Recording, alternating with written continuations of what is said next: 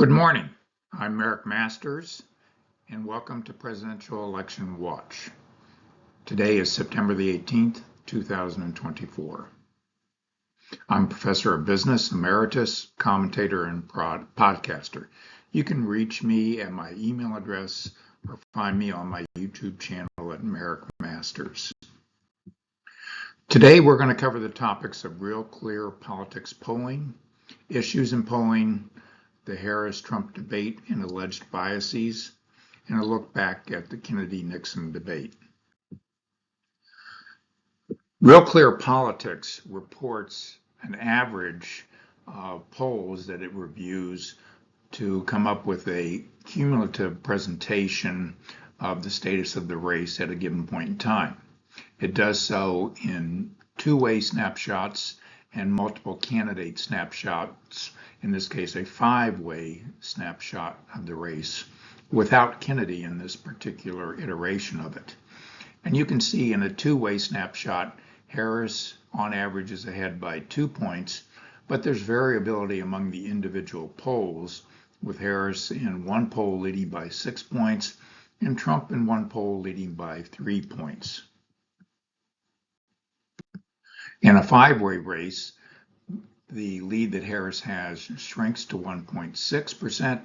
Again, there's variability, with Harris ahead in some of these individual polls by 4 points and Trump ahead in one of the individual polls by 4 points. The variability in the polls suggests that you need to take a look at the individual polls, the methodology and sample used in order to compare what the situation is in a given race and look at the history of the relative accuracy of these polls in predicting the outcome. Look at individual polls over time in doing your due diligence, and I would encourage you to look at polls that are different in terms of their known propensities to show one party's candidate or another party's candidate higher up in the overall snapshot that is taken. Look at the Rasmussen polls, Trafalgar polls, if you want to take a look at those polls which tend to show Trump in a better light. And there are a variety of polls which tend to show Vice President Harris in a better light. Some of the issues you need to look at in assessing polling include the sample, the methodology, the means of collection. Is it collected online or by text or by telephone, cell phone, landline phone?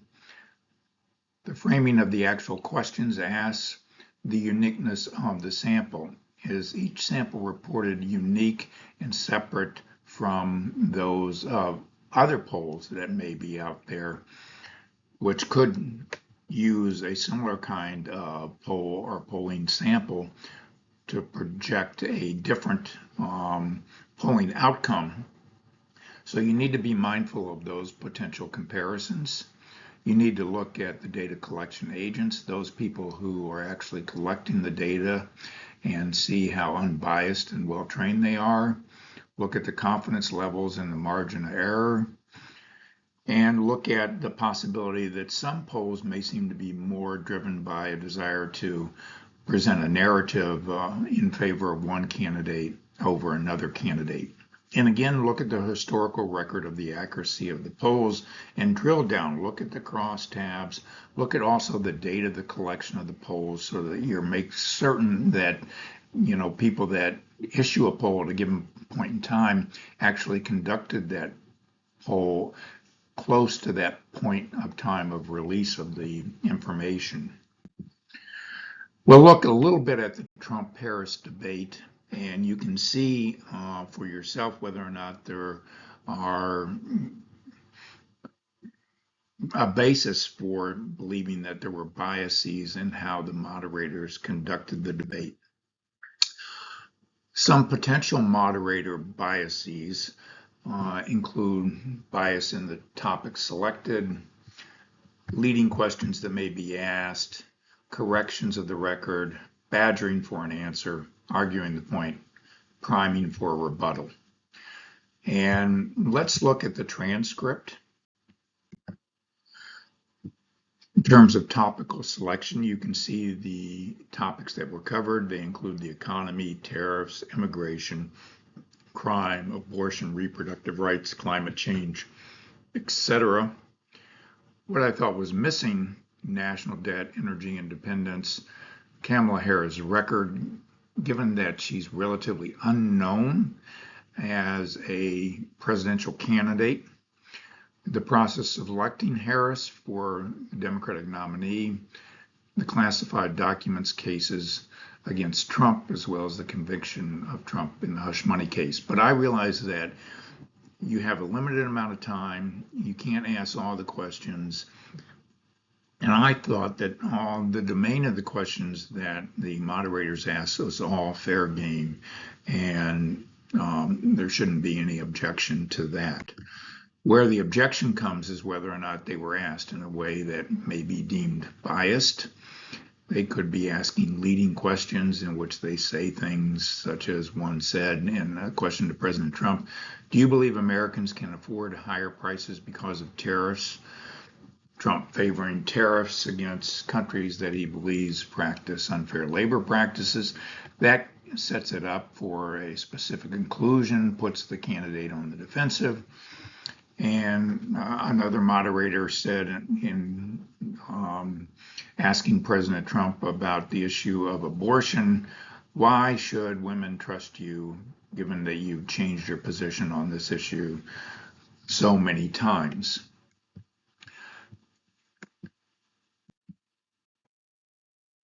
You can go through the questions and see, and again, the extent to which they might present a bias or a direction in favor of one candidate or another.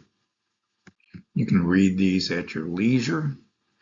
In some cases, I think that it's clear that the moderators corrected Trump more than they did Harris.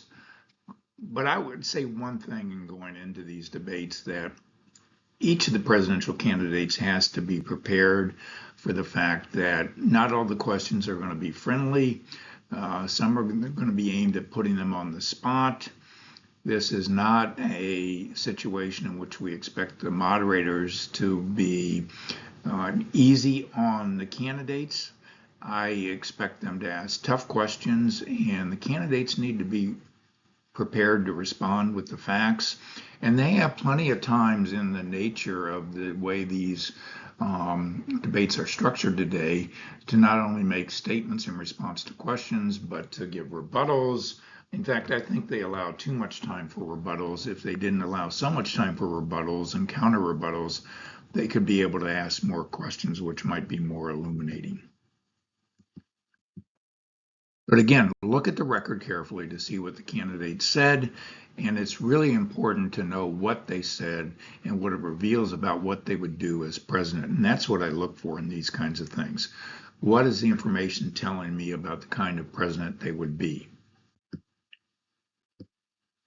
And look at the closing statements. I think where they present closing statements, I wish they had had opening statements in this as well for the candidates to set forth the record. That I think would have been helpful.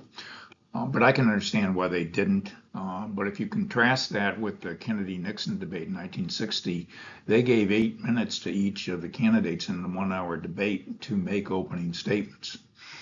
And I think Vice President Kamala Harris's statement that I think you've heard tonight, two very different visions of our country, is a good way of trying to capture a point she was trying to get across throughout the entire debate.